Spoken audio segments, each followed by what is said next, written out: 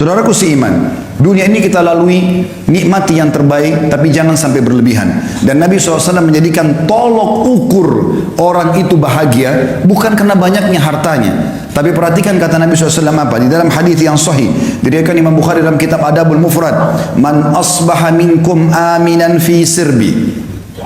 Siapa yang tiba pagi hari dalam kondisi jiwanya tenang, mu'afan fi jasadi, jasadnya sehat, indahu qutu yaumi, dia punya makanan yang dia bisa makan untuk hari itu, faka'annama hizat lahu dunya, ketahuilah dunia telah dia kuasai. Jadi di sini pola ukurnya adalah bukan hal-hal yang lain. Harta yang kita kumpulkan itu akan menjadi penolong bagi kita di akhirat atau justru menjadi kecelakaan bagi kita. Juga dalam sabda Nabi SAW yang lain, riwayat Imam Ahmad dan juga Ibnu Majah dengan sanad sahih, kata baginda Nabi SAW, man kanatid dunya hammahu, siapa yang dunia menjadi targetnya, tidak ada urusannya sama halal haram, gak ada urusannya dengan masalah akhirat, farraqallahu alaihi amrah, Allah akan sibukkan dia dengan perkara-perkara, tidak selesai-selesai, ini gak selesai, itu gak selesai, semuanya jadi masalah buat dia. Wa ja'ala faqrahu baina ainai, Allah jadikan kefakiran di depan matanya, biar mobilnya mewah, rumahnya mewah, segala macam ada, tetap dia merasa tidak pernah puas. Walam ya'tihi minad dunya illa ma kutibalah, dan tidak akan sampai kepadanya urusan dunia ini kecuali yang sudah dicatatkan baginya. Wa man kanatil akhirah niyatuhu, siapa yang akhirat menjadi niatnya, targetnya, dunia dia tunggangi untuk ke sana, setiap kali dia membantu orang targetnya untuk akhirat, dia melakukan ketaatan, apa saja semuanya untuk akhirat, jama'allahu amrah, Allah akan selesaikan urusan-urusannya. Wa ja'ala ginahu fi qalbihi, dan Allah jadikan kaya di dalam hatinya sehingga selalu dia merasa puas. Wa atathu dunya wa hiya ragima, dan orang seperti ini dunia akan datang mengejarnya dalam kondisi terhina. Dalam pepatah dikatakan, siapa yang kejar akhirat, dunianya akan ikut, dan siapa yang mengejar dunia, akhiratnya akan luput. Saudaraku seiman, Nabi SAW juga mengingatkan kepada kita, yaqulu ibn Adam, dalam hadis sahih riwayat Imam Muslim, anak Adam banyak berkata, mali, mali, hartaku, hartaku, kapan proyekku bisa tembus, kapan aku begini, dari proyek ini, proyek itu, tanpa memikirkan mana halal haramnya.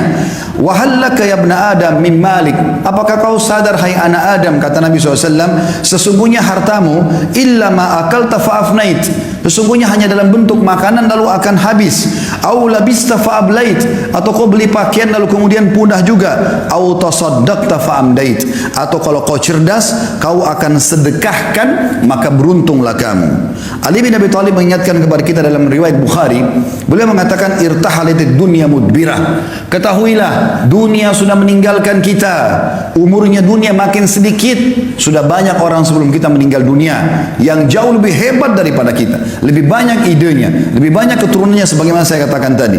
Wartahalatil akhirah muqbilah, dan akhirat sedang menuju kepada kita. Walikulli wahidin minhuma banun, kedua wilayah ini punya anak-anak. Fakunu min abnail akhirah, jadikan kalian anak-anak akhirat. Wala takunu min abnaid dunya, dan jangan kalian tinggal menjadi anak-anak dunia. Fa innal yawma amalun wala hisab, karena hari ini di dunia bisa bebas beramal tapi belum ada hisabnya. Wa gadan hisabun bila amal, tapi besok di akhirat akan ada hisab, tidak ada lagi kesempatan untuk beramal. Saudaraku seiman, di dalam hadis yang lain juga Nabi SAW mengatakan, kun fid dunya ka'annaka gharibun aw abiru sabil, jadikan dirimu di dunia ini seperti orang yang asing atau hanya sekedar lewat saja. Dalam riwayat lain, wa'udda nafsaka min ahlil kubur, dan selalu siapkan dirimu untuk menjadi penghuni kubur. Wa qala Ibnu Umar radhiyallahu anhuma, dan Abdullah bin Umar berkata dalam riwayat yang sama bersambung menanggapi hadis Nabi SAW, riwayat Bukhari, idza amsayta fala tantadhirus sabah, kalau kau tiba sore hari jangan tunggu pagi hari. Wa idza asbahta fala tantadhirul masa, kalau kau tiba pagi hari jangan tunggu sore hari. Wa khudh min sihhatika limaradik, maksimalkan masa sehatmu sebelum kamu sakit. Wa min hayatika limautik, dan selama hidupmu untuk persiapan matimu. Juga dalam hadis yang lain kata Nabi SAW, mali walid dunya, untuk apa saya mengejar dunia ini berlebihan? Ma'ana wad dunya, perumpamaan aku dengan dunia, kata Nabi SAW, innama mathali wa mathalud dunya kamathali rakibin dhalla tahta syajaratin thumma raha wa tarakaha. Sesungguhnya perumpamaan aku dengan dunia ini seperti seorang musafir yang kebetulan penat, capek, lalu kemudian dia pun duduk di sebuah pohon, kemudian dia akan pergi meninggalkan tempat tersebut. Ibaratnya, ini bahasa saya, kalau kita seperti lagi safar dari Jakarta ke Surabaya naik bus, maka bus-bus itu mampir di rest area, di tempat istirahat. Maka ada orang yang cerdas, dia mampir sebentar lalu kemudian dia naik bus untuk melanjutkan ke tempat tujuannya. Tapi ada orang yang konyol, dia sengaja tinggal di situ, dia tidak ikut dengan busnya, maka terbengkalailah dia gara-gara tidak ikut dengan tunggangannya. Kita sedang menuju ke akhirat. Dan dunia ini kita boleh nikmatin. Seorang muslim dibolehkan makan yang enak, karena Allah mengatakan halalan thayyiban. Halal boleh dan thayyib berkualitas. Bahkan kita dianjurkan menggabungkan antara keduanya. Kalau kita punya kemampuan, kita boleh makan yang halal dan kita boleh juga mencari yang thayyib. Bahkan kata sebagian ulama tafsir, andai saja ada makanan halal tapi tidak thayyib, seperti ayam halal tapi dia sudah tidak thayyib karena rusak atau bangkai, tidak boleh dimakan. Seorang muslim disuruh cari kalau buah murni semua, tidak ada sedikit pun warnanya yang berubah, itu namanya halal. Allah SWT suruh kita nikmati. Kita boleh menikmati punya kendaraan, punya pakaian, segala macam. Nabi SAW punya 11 rumah karena beliau berpoligami. Setiap rumah punya pembantu di istri-istrinya, setiap rumah ada untanya. Nabi SAW menikmati itu, tapi selalu sebatas ini hanya akan dilalui, bukan sebuah target utama. Syekh Utsaimin rahimahullah mengatakan perumpamaan orang dengan dunia ini seperti dia masuk ke WC, dia selesaikan hajatnya, kemudian dia akan keluar, tidak akan tinggal lama di sana. Teman-teman sekalian, Allah sedang menjanjikan kita sesuatu yang besar di akhirat sana. Allah ciptakan kita manusia untuk menjadi anak-anak akhirat, bukan dunia. Jangan tinggal di sini. Kita akan kembali ke sana. Semuanya kita akan kembali. Kalau di dunia ini Anda pernah makan makanan enak, minum yang enak, pakai pakaian yang bagus, lalu mungkin Anda pernah melihat pemandangan yang indah, badan atau fisik yang sempurna, paras wajah yang tampan, apa saja kira-kira yang kira-kira membuat orang kagum di dunia, maka perhatikan apa kata Nabi SAW. Perhatikan semua itu teman-teman. Bayangkan sesuatu yang paling besar yang pernah Anda lihat.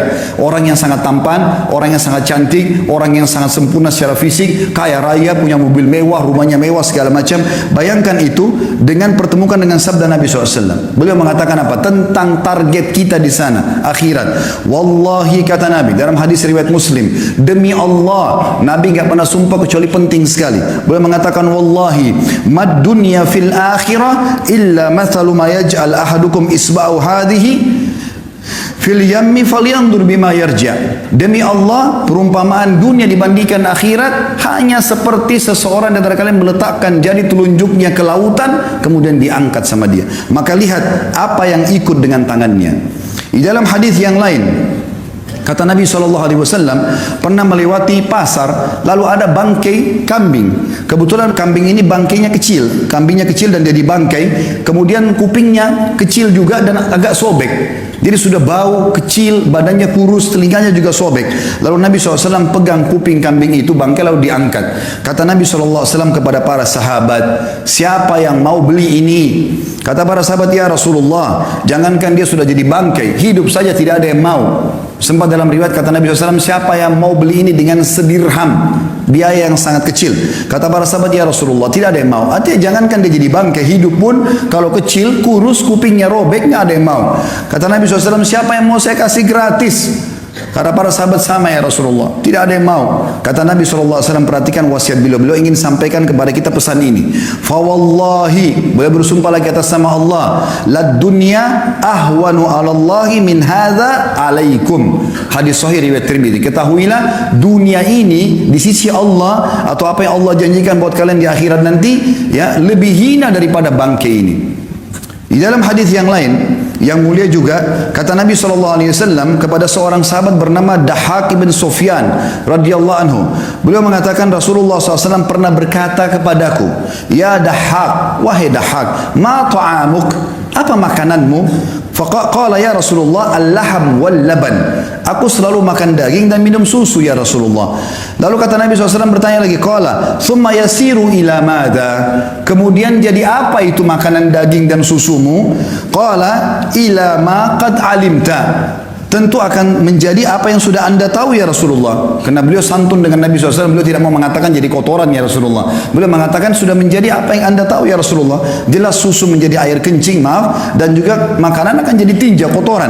Tapi sahabat ini santun dengan Nabi SAW, mengatakan ya Rasulullah, terjadi seperti apa yang anda tahu. Maka qala, beliau pun bersabda sallallahu alaihi wasallam, hadis ini sahih riwayat Imam Ahmad, ketahuilah bahwasanya Allah Subhanahu wa taala menjadikan perumpamaan dunia ini bagi anak Adam seperti kotoran yang keluar dari tubuhnya dari makanan tersebut. Oleh karena itu teman-teman sekalian, bertaubatlah bagi orang yang berbuat dosa.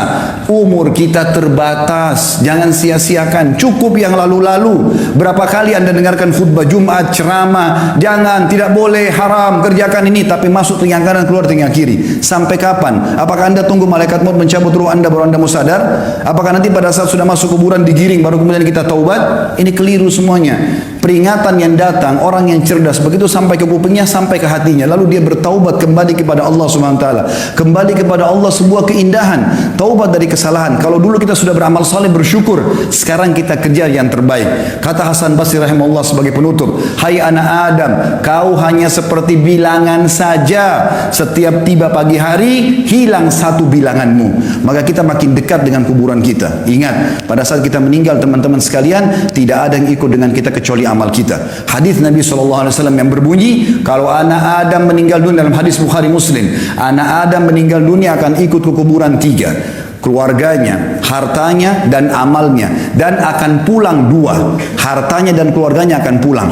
Secinta-cinta suami anda kepada anda, cinta-cinta anak kita kepada kita sebagai orang tua, tetap saja mereka tidak akan nginap di kuburan. 1 jam maksimal mereka tunggu di liang lahat, selebihnya mereka akan pulang. Istri kita bisa menikah sama orang lain, anak-anak kita akan sibuk dengan aktivitasnya, teman-teman kita cuma tetesin air mata sebentar lalu kemudian mereka kepada aktivitasnya kembali.